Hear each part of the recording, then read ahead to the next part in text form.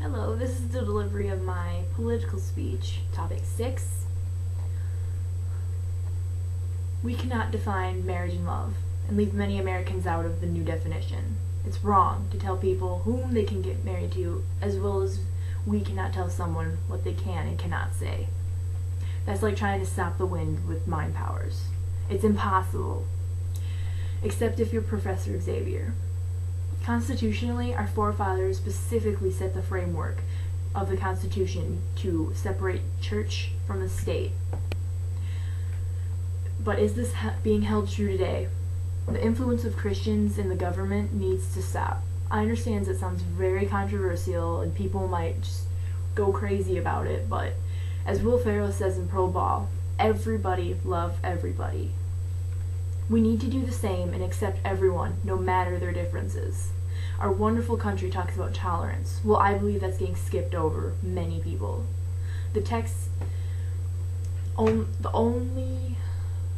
government wants to define the term marriage to be only between a man and a woman.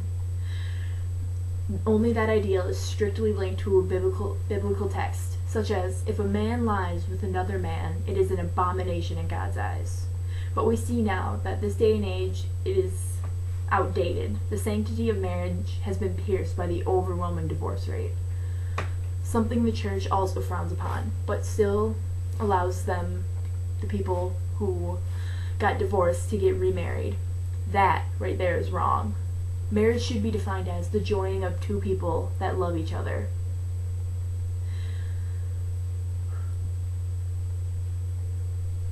And then also receive benefits from the government and be recognized by them, which I've learned from many sources that they are not allowed.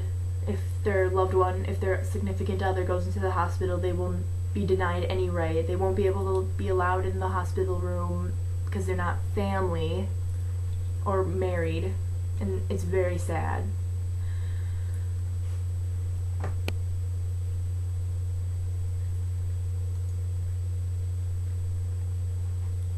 I have no tie to each of these sides, but what I was taught was to give happiness for everyone, and that everyone deserves the pursuit of happiness, as in what the Constitution says. This is sadly clouded by archaic texts and teachings. We are no longer in the Dark Ages, and I know God preaches peace and happiness upon all, and everyone to live in the likeness of Jesus. But no one is living that. If people are condemning others, slandering them, denying them their God-given rights, I believe that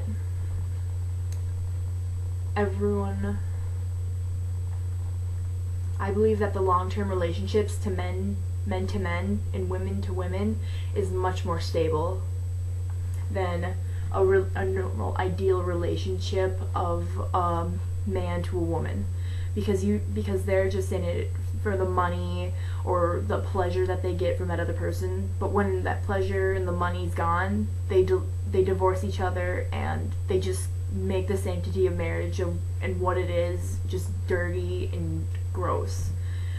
But letting two people who are of the same sex get married and be stable, raise children with the ideals that America believes in, I believe that is right, because I believe, like, in my heart, that they will not get divorced, that they know why they're together, they understand what love is, because they have to deal with a never-ending parade of stupid. And our solution to this problem, really, take out every religious connection in the government and support Obama's approval of same-sex marriage. He understands, as do I, and what Martin Luther King Jr. spoke of when he was leading the civil rights movement, that we need to put aside our prejudices and let everyone have the dream of a great nation that is equal for all, every race, every group, and each sexual orientation. We need to get behind this, support it, for we would do the same if some other freedom of ours was trying to be taken away. That isn't what America is about. America is about freedom. America is about righteousness. America is for everyone.